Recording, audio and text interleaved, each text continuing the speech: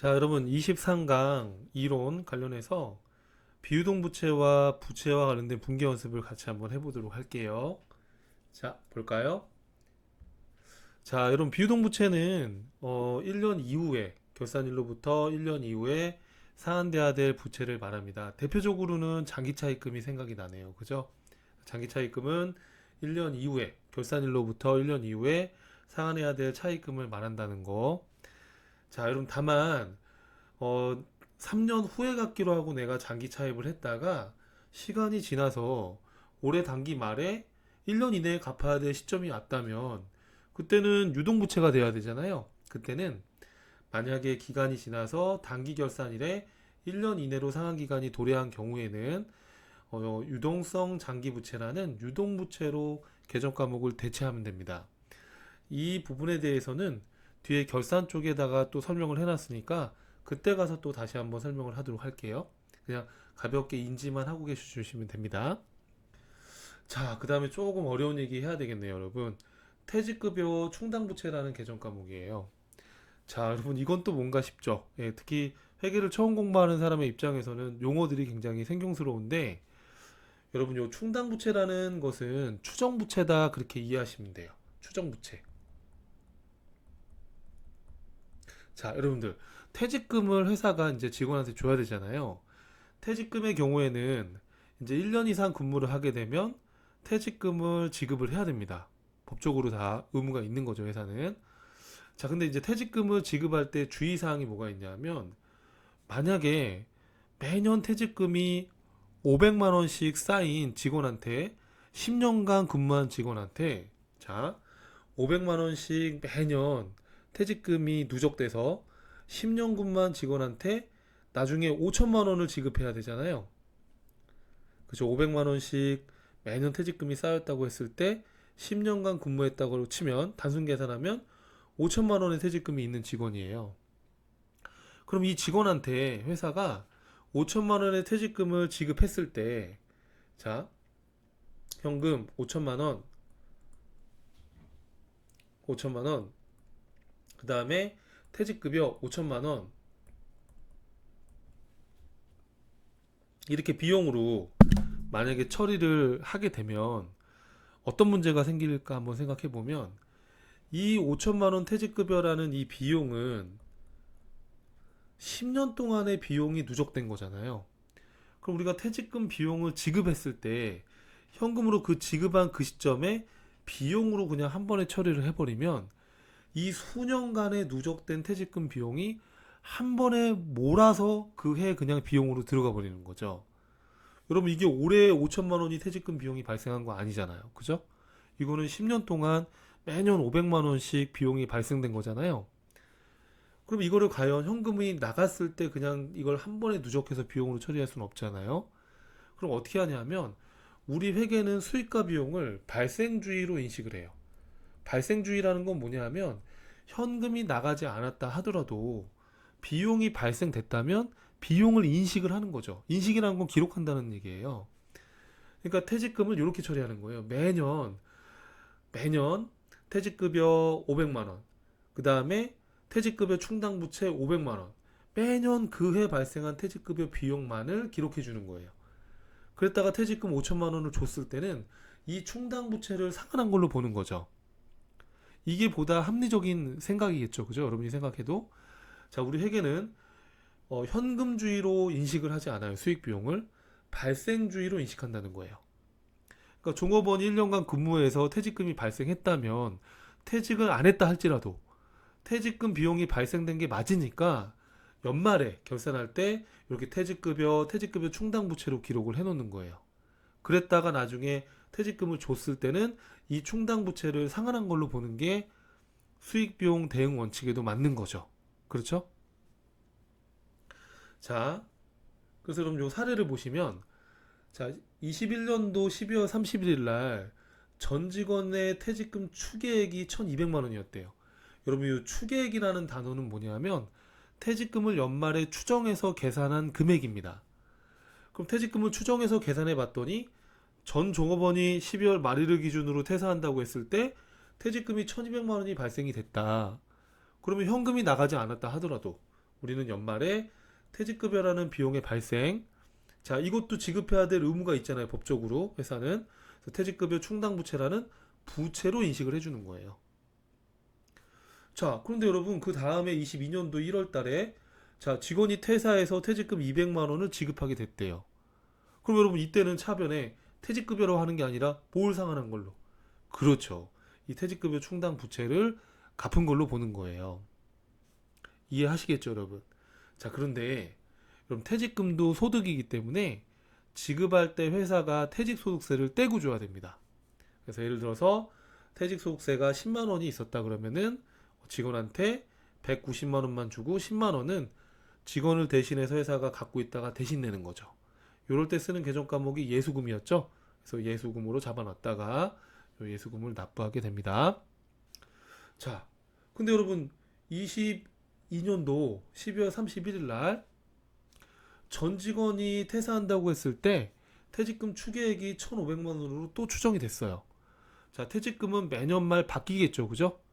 그렇죠. 작년에 퇴직금 추계액이 뭐 1,000만 원이었다면 올해 말에 퇴직금 추계액이 1년 이상 근무한 직원이 더 많아졌으면 또 퇴직금이 더 늘었겠죠. 그래서 이렇게 매년 추정을 해봐야 되는 겁니다. 그래서 퇴직금 추계액이 1,500만 원으로 계산이 됐대요.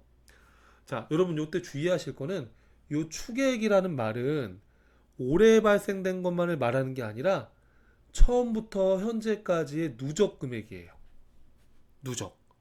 회사가 설립돼서 올해 2022년도, 올해가 2022년도 가정하면 올해 2022년도 12월 31일 이 시점에 퇴직금 누적 금액이에요. 누적 금액.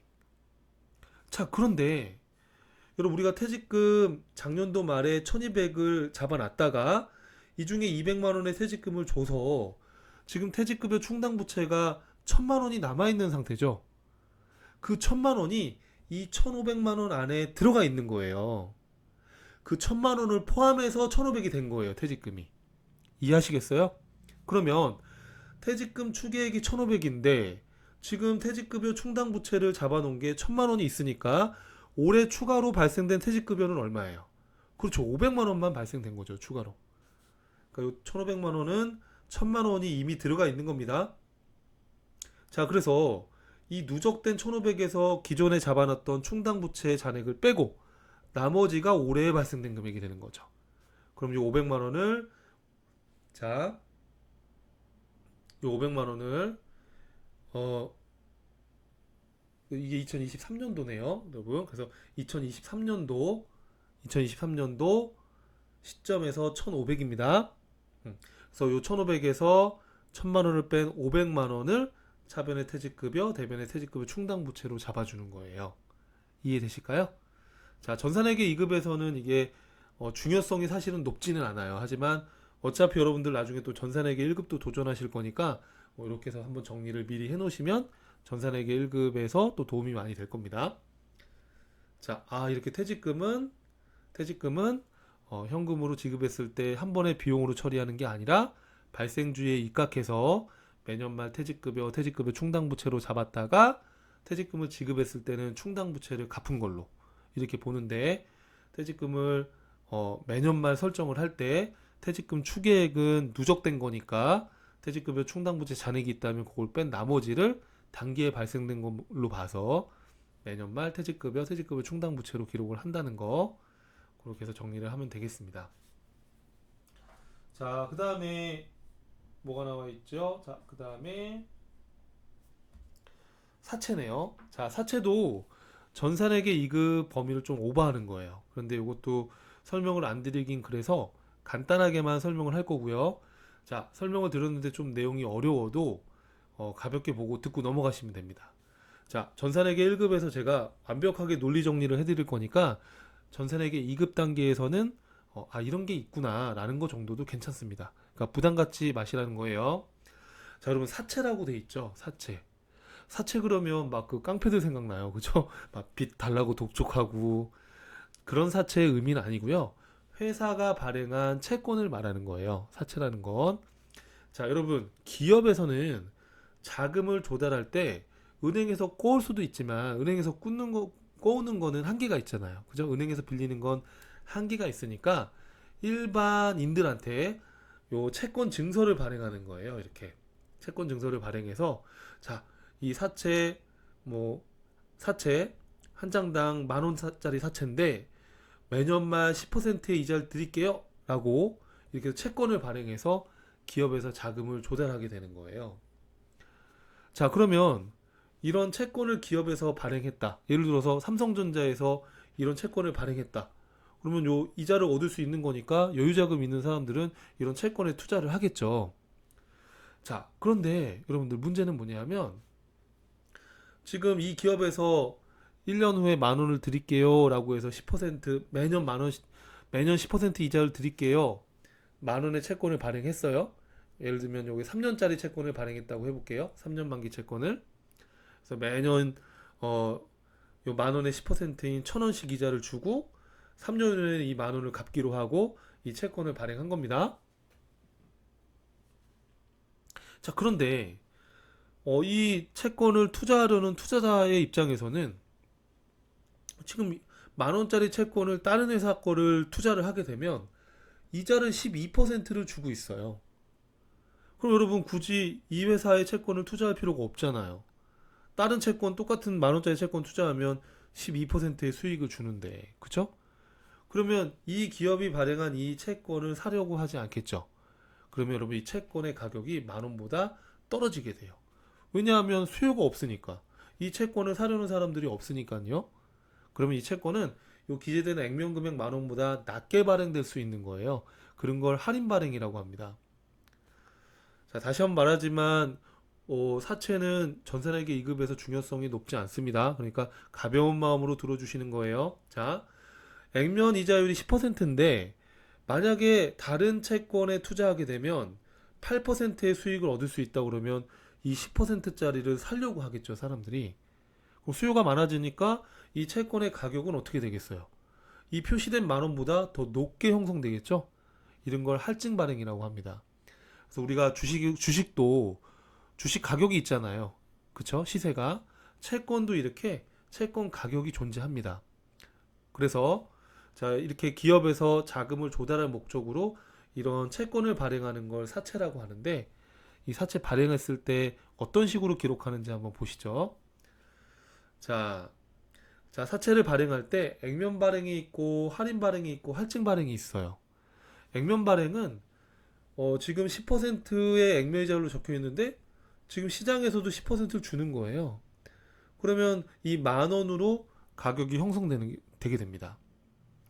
자, 이 10,000원으로 계산되는 건 전산회계 1급에서 제가 논리정연하게 설명드리겠습니다. 지금은 그렇게 될 수 있겠다라는 것 정도만 보는 거예요. 자, 그래서 시장이자율과 액면이자율이 이렇게 동일했을 때는 액면 금액으로 발행이 되게 됩니다. 예를 들어서 액면 100만 원짜리 사채를 회사가 발행해서 자금을 조달했다. 그러면 현금 100만 원이 들어오고 갚아야 될 빚이 생기겠죠. 그 빚을 사채라고 해요. 우리나라 국공채 채권은 일반적으로 3년 만기 채권입니다. 그래서 이건 1년 이내에 갚는 건 아니니까 일반적으로 비유동부채로 구분이 됩니다. 자, 할인 발행을 볼게요. 아까 잠깐 얘기했지만 자, 액면 지금 이 기업에서 10%를 주겠다고 약속을 했는데 다른 곳에 투자하면 12%를 받을 수가 있어요. 수익을. 그러면 이 10%짜리 투자를 안 할 거 아니에요. 그럼 수요가 자연스럽게 줄고 이 채권의 금액은 떨어지게 됩니다. 액면 금액보다 더 낮게 되는 거죠. 이런 걸 할인 발행이라고 합니다. 예를 들어서 액면 100만 원짜리 사채를 90만 원에 발행했다라고 가정해 봐요. 그러면 기업에서는 사채를 발행하고 돈을 꼬우는 거니까 현금이 들어왔고 자, 사채를 만약에 90만 원이라고 이렇게 기록을 해도 되긴 돼요. 근데 여러분 이렇게 기록을 하게 되면 이게 사채가 지금 할인 발행된 건지 할증 발행된 건지를 전혀 알 수가 없잖아요. 여러분 이렇게 기록을 하게 되면. 그래서 우리 회계 기록을 할 때는 충실한 표현을 위해서 이렇게 해주는 거예요. 이렇게 해도 상관은 없는데 사실은. 근데 이제 우리나라 일반 기업 회계 기준에서는 이렇게 안 하고 어떻게 하냐면 사채는 액면 금액으로 표시해 주는 거예요. 이렇게. 그럼 90만 원이 들어왔잖아요. 그러면 10만 원만큼은 할인 발행돼서 금액이 낮게 들어온 거니까 10만 원은 할인 발행됐어요라고 이렇게 별도로 기록을 해주는 거예요. 요때 쓰는 계정 과목이 사채 할인 발행 차금이라고 해요. 요거는 요 사채 100만 원에서 차감되는 성질을 갖고 있게 되는 계정 과목입니다. 자, 구체적인 내용은 전산회계 1급이나 세무 2급에서 또 학습하기로 하고요. 이렇게 사채를 발행했을 때는 사채 할인 발행했을 때는 요 사채 할인 발행 차금으로 구분해서 또 장부 기록을 하는구나. 그 정도는 인지를 해주시면 좋을 것 같고, 시험에는 뭐 나올 확률은 거의 없다고 보면 됩니다. 자, 전산회계 2급에서는 자, 할증 발행입니다. 할증 발행은 시장 이자율이 액면이자율보다 높은 경우입니다. 자, 무슨 얘기냐면 저희 거꾸로 얘기했죠. 시장 이자율이 낮은 경우죠. 예를 들어서 액면 10%를 주고 있는데 시장에서 만약에 8%를 주고 있다 그러면 이 10%짜리를 사람들이 막 투자하려고 할 거 아닙니까? 그럼 당연히 가격은 올라가게 되겠죠. 그래서 10만 원 액면 금액보다 더 높게 발행되는 경우를 말해요. 예를 들어서 액면 100만 원짜리 사채를 110만 원에 높게 발행할 수 있는 거예요. 이렇게 이자를 많이 주니까 이 채권을 살려고 할 거고, 수요가 늘어나면 가격도 증가될 수밖에 없잖아요. 그러니까 이렇게 할증 발행될 수 있는 거죠. 자, 그러면 기업은 액면 100만 원짜리 사채를 발행하면서 110만 원을 조달할 수 있게 되는 거죠. 그러면 이 10만 원만큼은 사채에 포함하지 않고 사채는 액면 금액으로 표시해주고, 요 초과된 금액은 사채 할증 발행 차금으로 해서 별도로 구분해서 기록을 해주는 거예요. 요거는 사채에 가산되는 거죠. 사채 금액 100만 원보다 높게 발행됐으니까 10만 원만큼 사채 금액이 더 커야 되는 거니까, 사채 할인 발행 차금은 사채에서 차감되는 거고, 사채 할증 발행은 사채 금액에 가산되는 그러한 성격을 가진 계정 과목으로 생각을 하고 넘어가시면 되겠습니다. 자, 이처럼 기업에서는, 이런 주식회사 같은 이런 기업에서는 자금 조달 목적으로 채권을 발행했을 때 그 갚아야 될 부채를 사채라고 하는데, 그 사채는 대표적인 비유동부채 계정 과목이다. 그 정도는 인지를 해주셔야 됩니다. 자, 그 다음에 임대보증금은 앞에서 우리 임차보증금 설명할 때 설명했었죠? 그래서 한번 복습해 주시면 될 것 같아요. 여러분들께서 한번 읽어봐 주세요. 앞에서 설명드렸던 거니까. 자, 그럼 여러분 이제 우리 분계를 한번 연습을 해볼 거예요. 자, 분계 연습을 할 건데, 자, 여러분 저랑 약속 하나만 할까요? 자, 혹시 지금 교재로 구매해가지고 공부하고 계신 분들께서는, 뭐 그렇지 않은 분들께서는 같이 보시고요. 분계를 먼저 연습장에다가 이렇게 다 해보시고, 그리고 수업을 들어주셨으면 좋겠습니다. 자, 그리고 이제 교재 없이 들으신 분들도 꽤 많을 거예요. 그런 분들께서는 한번 들어보시고, 또 영상 들으면서 한번 분계를 메모해 주시고, 이렇게 연습장에다 연습해 보시면 도움이 될 것 같습니다. 자, 그러면 여러분들, 저는 이렇게 할게요. 여러분들께서 분계를 한번 연습을 했다라고 생각을 하고, 요 해답지를 보고서 같이 한번 가볍게 해볼 테니까, 여러분들 한번 설명을 듣고 연습장에다가 연습을 한번 해보시면 될 것 같아요. 여기부터네요. 자, 그래서 개별적인 문제 항목이니까 하나하나 분계 연습을 하시면 됩니다. 쭉 한번 볼까요, 여러분들? 자, 상품을 유동부채, 비유동부채 축 망라해서 한번 연습을 해볼게요. 자, 상품을 양촌 상사로부터 외상으로 매입하고 운반비 5만 원을 현금으로 지급했다. 그럼 이 운반비는 우리 재고재산표 공부할 때 취득 부대 비용이니까 상품의 취득 원가에 포함된다고 했었죠. 자, 외상으로 산 거니까 외상 매입금 부채의 증가, 요건 유동부채가 되는 거죠. 현금으로 지급한 건 현금, 이렇게 잡아주시면 되겠네요. 이해될까요, 여러분? 자, 그 다음 거 보겠습니다. 자, 이번에 11월 30일 날 아연 상사의 외상대금을 결제하기 위해서 보통예금 계좌로 이체한 금액이 100만 원이래요. 그리고 은행에다가 송금 수수료 낸 게 12,000원이 포함되어 있다, 이렇게 돼 있어요. 그럼 어떻게 하면 될까요, 여러분? 자, 100만 원을 통장으로 송금을 했는데 요 송금 수수료가 12,000원이 여기 100만 원 안에 들어가 있으니까 외상 매입금 98만 9천원, 98만 8천원만 갚은 거고, 요 12,000원은 은행에다가 요 수수료를 지급한 거죠.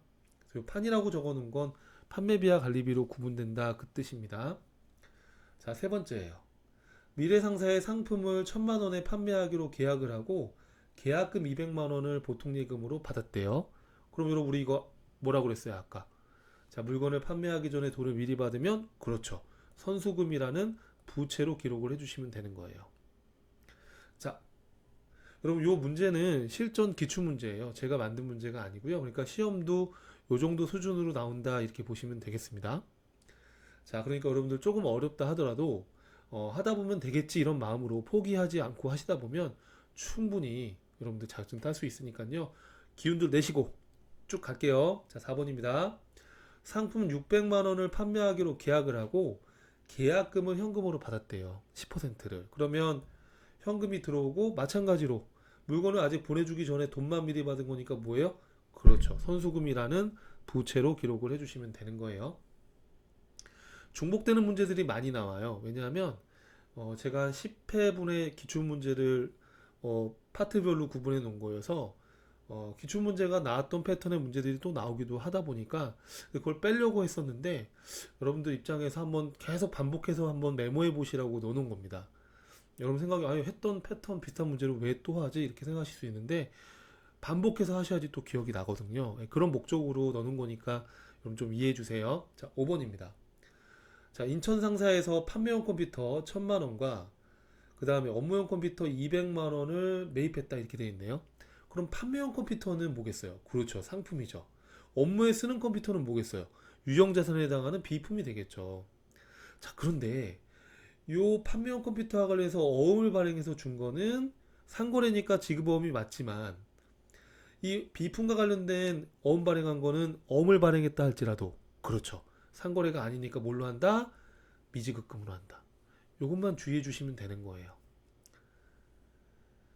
자, 그 다음에 6번입니다. 자, 7월 2일 푸른 상사의 광고 전단지를 제작하고 제작 대금 330만 원 어음으로 발행했다. 광고 전단지를 제작한 거니까 자, 뒤에 가면 수익 비용 계정 과목들을 쭉 정리를 한번 해드릴 건데 이런 광고 전단지, 이런 광고와 관련된 비용이니까 광고 선전비라는 판매비와 관리비로 처리해 주시면 됩니다. 자, 이거는 상품을 구입한 게 아니니까 이 외상대금은 외상매입금 하시면 안 되고요. 미지급금 부채로 인식하셔야 돼요. 이건 유동부채에 해당이 되는 거죠. 자, 7번 문제 보시죠. 자, 가수금 500만 원은 4월 1일 입금된 내용을 알 수 없었던 것으로 가수금 처리를 했으나 거래처 승리상사로부터 회수한 외상매출금 대금으로 판명이 됐대요. 자, 여러분 4월 1일 날 돈이 입금됐을 때는 보통 예금 500만 원 그렇죠? 이때 내용을 모르니까 대변에 뭐라고 해놨겠어요? 그렇죠. 가수금이라고 기록을 이미 해놨다는 거예요. 이렇게 기록을 해놨는데 이 가수금을 알고 봤더니 외상매출금으로 판명이 났다. 그러면 이 대변했던 가수금을 차변으로 기록해서 자연스럽게 상쇄시켜주고 이 돈 보통예금 들어온 거는 뭐가 들어온 거다? 그렇죠. 외상매출금 들어온 거다. 이렇게 기록을 해주시는 거예요. 그럼 자연스럽게 가수금은 대변에 있다가 차변으로 없어지고 요 보통예금은 외상매출금 대금 회수한 걸로 정리가 되겠죠. 요럴 때 쓰는 게 가수금이라고 말씀드렸죠. 자, 8번입니다. 자, 10월 2일 날 지금 2023년입니다. 2023년 2월 28일 날 상한할 목적으로 진주 상점에서 1000만 원을 차입해서 보통예금에 입금했다. 그러면 올해가 2023년도인데 2000 여기 여러분들 교재는 정정해서 나갈 겁니다. 2024년도 2월 28일 날 갚기로 하고 2023년도 10월 2일 날 차입을 한 거예요. 아시겠죠, 여러분들? 자, 2024년도 2월 28일 날 갚기로 하고 올해가 2023년도니까 올해 10월 2일 날 차입을 했다. 그러면 올해 결산일로부터 따져보면 1년 이내에 갚는 거니까 단기 차입금이 되겠죠? 이렇게 단기 차입금, 부채 증가 이렇게 잡아주시면 되는 거예요. 자, 그 다음 문제 볼까요? 자, 저는 책을 보면서 한번 해볼게요. 자, 그 다음 문제 한번 보겠습니다. 9번인가요? 자, 9번 해보시면 자, 8월 16일 거래처 대전산업으로부터 상품 300만 원을 매입하고 그 대금으로 당좌수표를 발행해서 지급했다 이렇게 돼 있죠. 당좌예금 잔액은 200만 원밖에 없대요. 근데 당좌 차월 한도가 충분히 있나 봐요. 자, 그럼 이거 어떻게 하면 될까요? 자, 상품을 산 거니까 상품이라는 자산이 증가했고요. 자, 200만 원 당좌예금이 빠져나갔을 거예요. 자, 그러면 요 당좌 차월 마이너스 난 금액은 단기 차입금으로 처리한다라고 배웠었죠? 자, 근데 여러분 이렇게 당좌 차월이라고 해주셔도 되고 또는 단기 차입금이라고 기록해 주셔도 정답으로 인정됩니다. 이렇게 당좌 차월로 했다가 나중에 단기 차입금으로 바꿔줘도 되는 거고 바로 그냥 단기 차입금 이렇게 해도 돼요. 그래서 당좌 차월도 단기 차입금으로 처리한다고 했었죠. 이렇게 100만 원은 단기 차입금으로 한다. 그렇게 이해하시면 되겠습니다. 자, 10번입니다.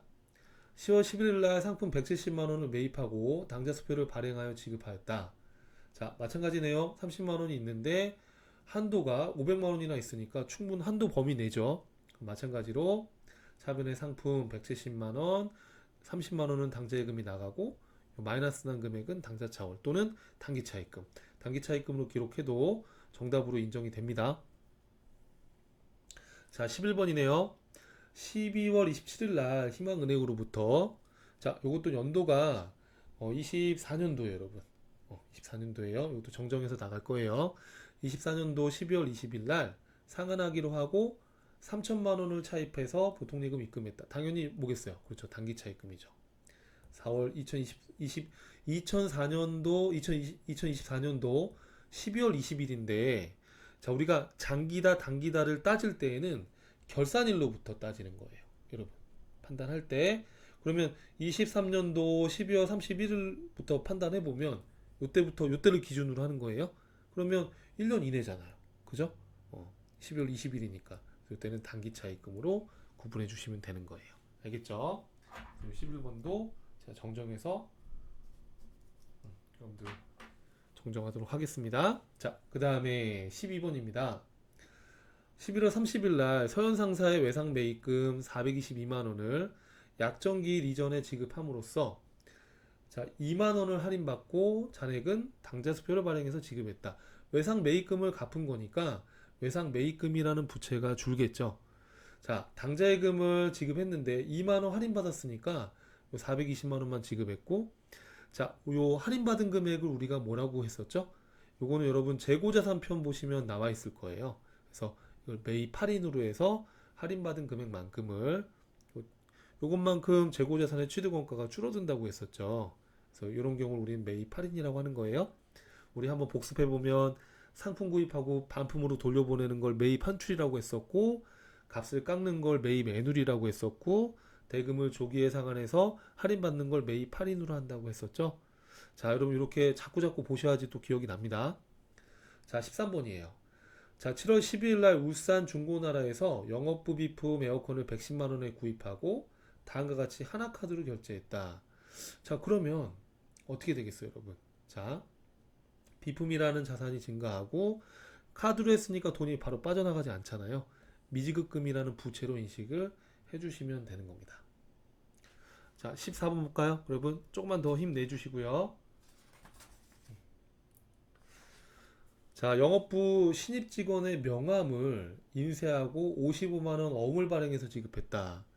자, 여러분들 이건 제가 만든 문제가 아니고 기출문제인데 여러분 명함집에 명함 구입하면서 어음 발행하면 명함 인쇄 안 해줄 겁니다. 그쵸? 이런 경우는 많이 없죠. 금액이 소액인데 어음까지 발행할 그럴 금액은 아니겠죠. 실무적으로는. 근데 이제 시험 문제다 보니까 이렇게 좀 얼토당토 않게 나오는 경우가 꽤 있어요. 자, 한번 볼게요. 자, 그럼 여러분 이런 명함 인쇄 비용 있잖아요. 이런 것들은 도서 인쇄비로 처리하는 거예요. 도서 인쇄비.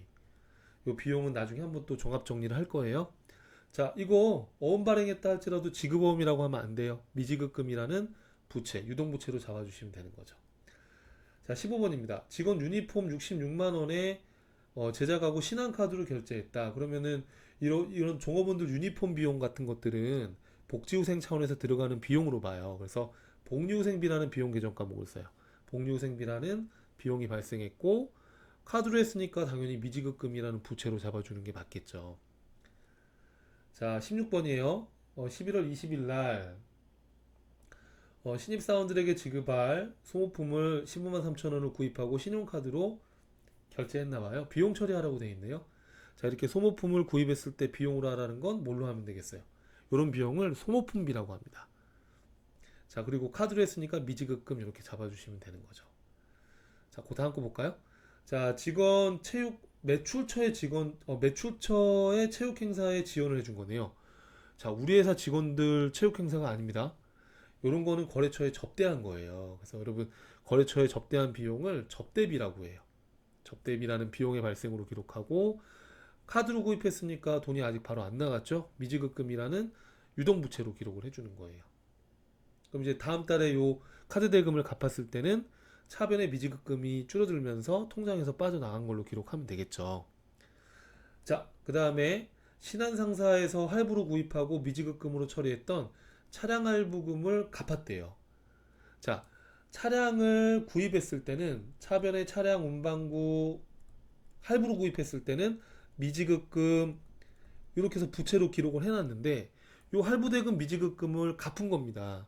그럼 미지급금이 부채가 줄어드는 거죠. 이렇게 대변에서 차변으로 줄어들 거잖아요. 그쵸? 할부금을 갚았을 때 미지급금이 줄고 현금이 나간 걸로 기록해주면 되는 거죠. 자, 8월 20일 날 장전문구로부터 받은 60만 원은 상품 매출 계약금을 자계약수표로 받은 것이다 이렇게 되어 있네요.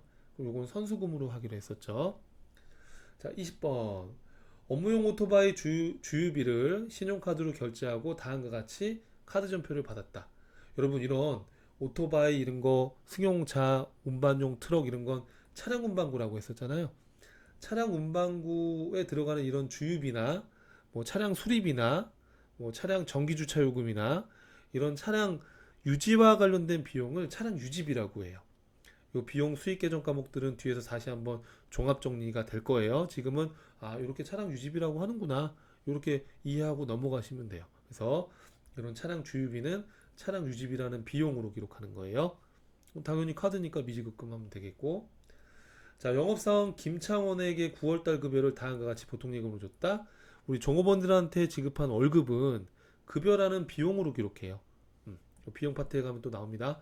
비용에 발생이 된 거고. 자, 그런데 여러분 그 문제를 보면 알겠지만 이때 원천 징수한 이런 세금이나 이런 것들이 얼마였냐면 33만 550원이에요. 이건 답지라 그렇고 실제 문제지를 보면 문제지에는 그 표가 나와 있습니다.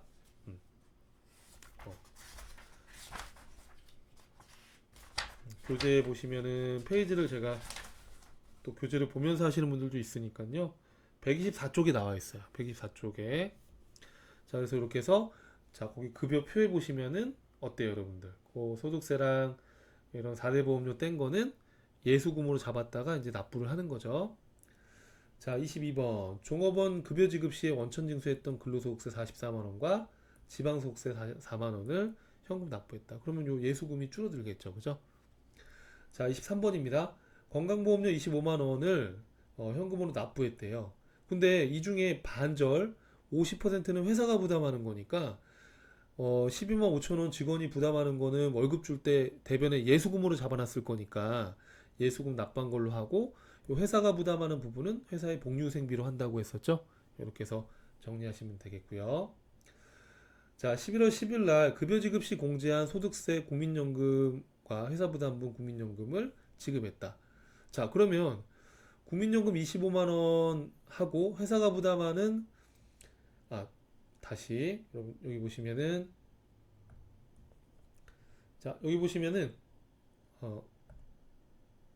자, 11월 10일 날 소득세하고 국민연금을 납부했잖아요. 그쵸? 그럼 여기 보시면 자, 25만 원이니까 요거는 예수금이 줄어드는 거고 회사가 부담하는 15만 원은 뭘로 하냐면 건강보험료 같은 경우에는 회사가 부담하는 건강보험료를 복리후생비로 하지만 국민연금은 보통 세금과 공과로 합니다. 그렇죠? 특별한 언급이 없는 한 건강보험료 회사 부담부는 복리후생비로 국민연금 회사 부담부는 세금과 공과로 해주시면 되는 거예요. 자, 가수금 잔액이 160만 원이었대요. 근데 이건 외상 매출금으로 판명됐다라고 나와 있으니까 대변에 기록해놨던 가수금 없애고 외상 매출금으로 잡아주시면 되는 거죠. 자, 그 다음에 26번이네요. 마지막 문제입니다. 조금만 더 기운 내주세요. 자, 10월 1일 금정문구는 소유한 창고를 민철산업에 임대하고 임대보증금 잔금을 당좌수표로 받았답니다. 그러면은 자, 근데 이제 전체 보증금 중에서 계약금 100만 원은 선수금으로 기록을 해놨대요. 그러면은 선수금 대변에 기록해 놓은 걸 차변으로 없애고 그다음 나머지 900만 원 현금 받았고 그럼 이거는 건물주의 입장에서는 나중에 돌려줘야 될 부채죠. 그죠? 세입자가 나간다고 할 때 돌려줘야 됩니다. 그래서 이건 비유동 부채에 해당된다고 했었죠. 이걸 뭐라고 했었죠? 우리가 임대보증금. 임차보증금하고 헷갈리시면 안 돼요. 세입자가 보증금 낸 거 임차보증금은 자산이고 건물주가 보증금 받았다가 돌려줘야 되는 거니까 이건 부채인 거예요. 그쵸? 헷갈리시면 안 됩니다. 자, 오랜 시간 분기 연습까지 같이 한번 쭉 제가 해답을 보면서 정리해 드렸는데 여러분 이 분계는 여러분들께서 직접 고민하고 연습장에 계정 과목 기억 안 나는 거 찾아서 적어보고 이렇게 해야지만 실력이 늘어요. 그러니까 강의 한번 쭉 들으셨으면 혼자서 한번 분계 연습하는 거 꼭 좀 해보셨으면 좋겠습니다. 자, 오늘도 긴 시간 수업 들으냐고 고생 너무 많으셨고요. 다음 강의에서 뵙겠습니다. 감사합니다.